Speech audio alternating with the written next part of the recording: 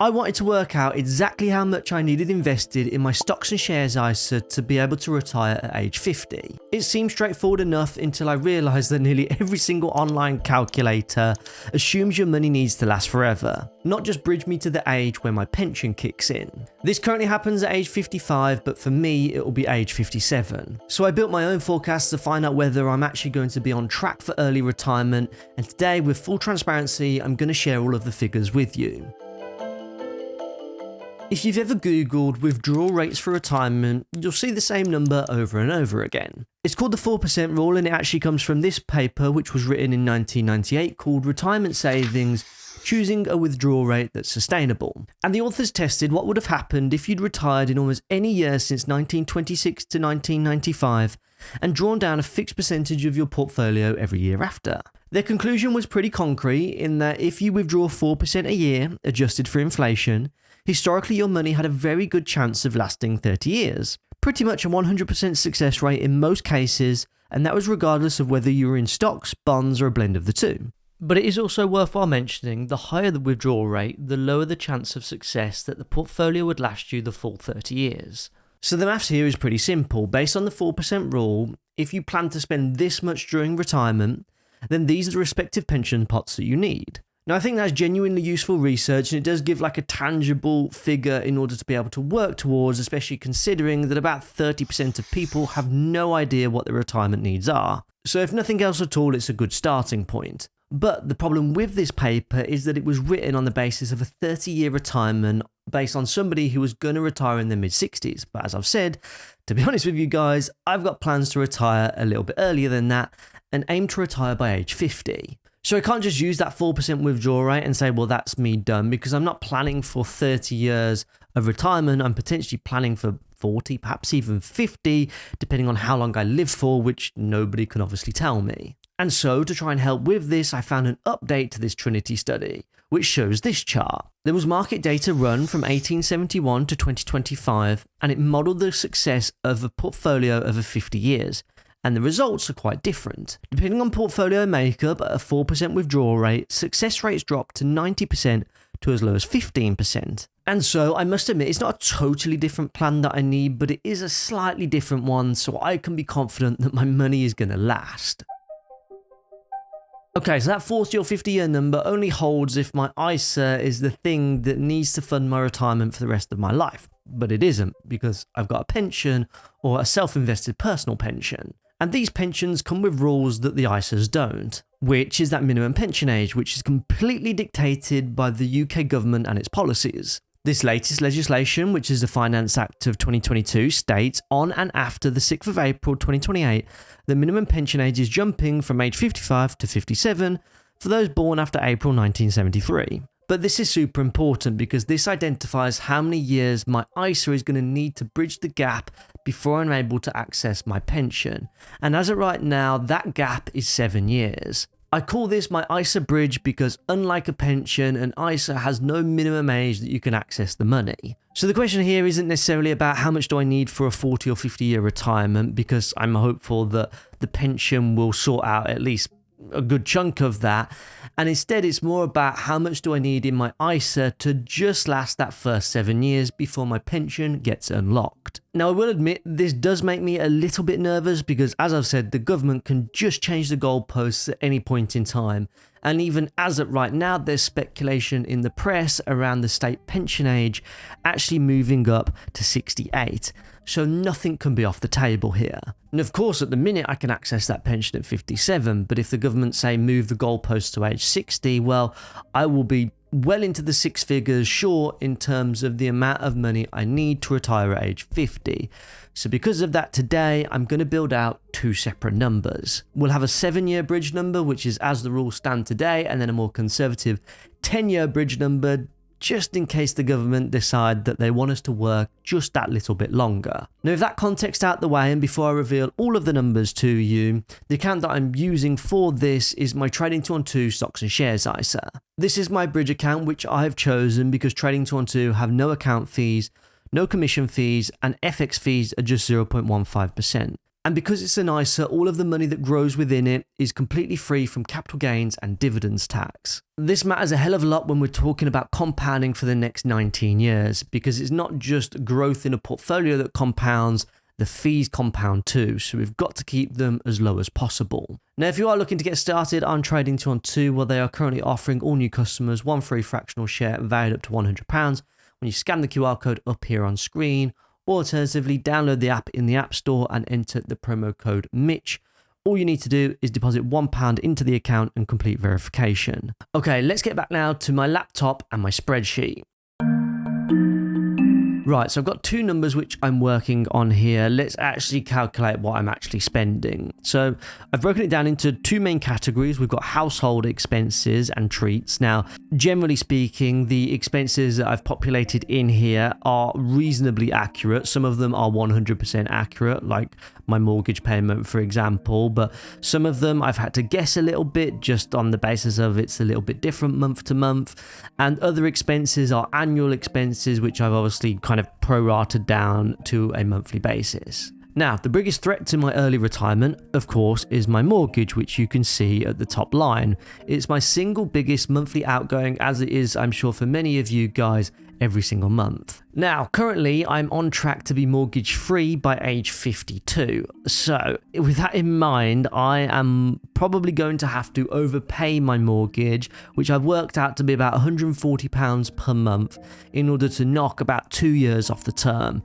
And that will just mean that retiring at age 50 will just be that little bit easier when I've not got an additional over £2,000 a month in mortgage payments going at my account. Once that's gone though, if I calculate my household expenses plus treats but minus my mortgage payments, it comes out to £2,776.80p. But for the purpose of simplistic maths, I'm just going to round it down slightly to 2,750 quid. But of course, this is retirement, so I'm anticipating hopefully a couple more holidays a year. I may end up having a midlife crisis and may want to buy myself a sports car. Equally, I have one son right now, I may have kids in the future, and by the time I'm about age 50, they'll probably be about university age, and that's bloody expensive. So let's be realistic here and add an additional 50% to that monthly expenses figure, which to be fair is 150% of the life that I'm living right now, but that will take my monthly expenses to £4,125 a month. But I also don't want to half bake this, because we need to account for inflation, because money today doesn't buy what money will buy you at some point in the future. So I'm 31 right now, so retiring at age 50, I need to account for 19 years worth of inflation. To do this, I've used the past 19 years worth of inflation data from the Bank of England, which averages out at 2.89%. And so that £4,125 a month becomes £7,138.52 at age 50. But of course, we need to inflationary adjust that number every single year for the following 7 years until I reach age 57. And what you can see on screen is exactly how much I'm going to need each month. So even just over that 7 years, I'm going to need an extra £1,600 a month for the same amount of lifestyle. That alone tells you everything that you need to know about how inflation eats into the value of your money over time. Now, I'm not going to lie, guys, when I scripted out this video and I looked at those monthly numbers that I needed, I very much thought I may need to realign my expectations a little bit and think that retiring at 50 might not even be possible. And that's without a few more additional things that may make this number even more hard to achieve. And to be honest, it nearly made me scrap the whole video altogether.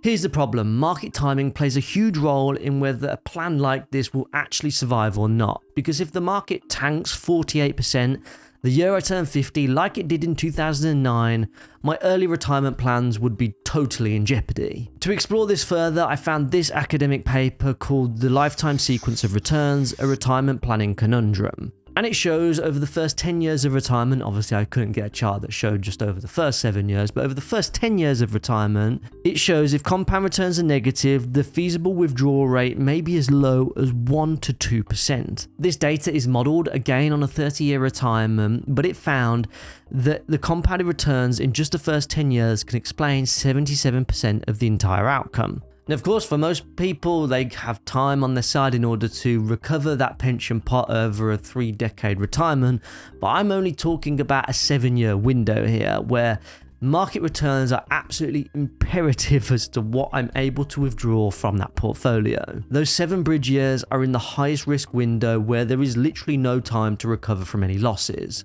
So rather than guessing what the market might do here, I'm going to be totally conservative and say that the market provides nothing in terms of a rate of return over that 7-year period. It just keeps pace with inflation and nothing else at all. I've done it this way because I can't run a full simulation on my portfolio, not to any heightened degree of accuracy anyway, because nobody knows what returns the market's going to provide in many years into the future. So because of that, I've decided to take perhaps a more prudent approach and just say that the market is going to do absolutely nothing for my investment portfolio. So with that in mind, if I add up the 7 years of total expenditure, it comes to £654,924. That's the number I need in my portfolio if it sits still and just to live off the capital. And hopefully the market does go up a little bit over time because that will give me a little bit more of a margin of safety and perhaps a dream holiday to Asia too. But the final thing to address here is this.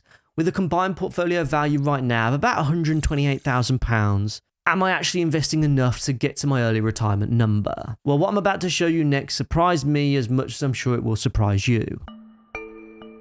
Okay, so here is where I'm at now, at about £128,000, but I need to get to £655,000 to retire at 50 and unlock my SIP at age 57. Let's find out if all of this checks out with some scenario analysis. Scenario 1, if I keep investing at £1,000 a month, which is what I'm doing right now, and the market does what it's done on average for the last couple of decades, which is about 10.74%, that £128,000 becomes £1.7 million by age 50. That's nearly triple my target, which if I'm honest, blew my mind a little bit considering I thought I was going to have to scrap this whole video altogether. Now to play devil's advocate here and just to test the waters a little bit, let's be a little bit more conservative now with the numbers and say that the market doesn't perform as well in the next 19 years into the future. And let's say in scenario 2 that market returns are just 6% per year, in which case the portfolio would be valued at £822,670. That's nearly 170 grand clear of my target still. Now that to me is a pretty cool position to be in, but what about a third scenario, which is, well, what if I never invested in my portfolio ever again? Would I still have enough to retire?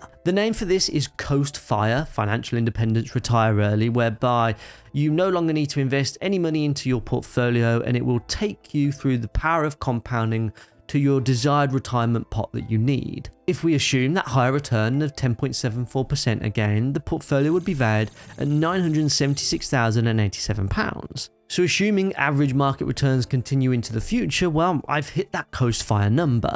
But again, just to be conservative, let's say in scenario 4 market returns drop to just 6% per year, I'd be about £250,000 short. So returns mean absolutely everything over the next 19 years, and right now I'm not comfortable enough to say that I've hit that Coast FIRE number just yet. But all things being equal, with my contributions and positive market returns, then I think retiring at age 50, just living off my stocks ISA, is more than a possibility. And that's not something that I thought I'd be saying. And I guess all of that comes down to whether the government decide to move the goalposts or not and make that minimum pension age just that little bit higher. I've worked out if they push it to age 60, I'll need an additional £333,264 in my pot to cover my expenses, which gives me a bit of a problem. And that is if market returns are less than 7.2% per year, whilst I'm still contributing £1,000 a month, I'm going to be short. That is unfortunately the brutal reality of building out your future financial plans when you don't know what market returns are going to be like or what government policy is going to change to. I guess it's why there's no hard and fast rules to this, especially not retiring in this way, because nobody can reliably predict what's going to happen in the future. And so all I can do is take reasonable measures today to give me the best possible chance to still retire at age 50. As my dad says, control the controllable and leave everything else up to fate. But I'm still optimistic that I'm giving myself the best possible chance to build towards that number to retire on my own terms and nobody else's. But look, it's been quite the journey to get to £100,000 in my portfolio,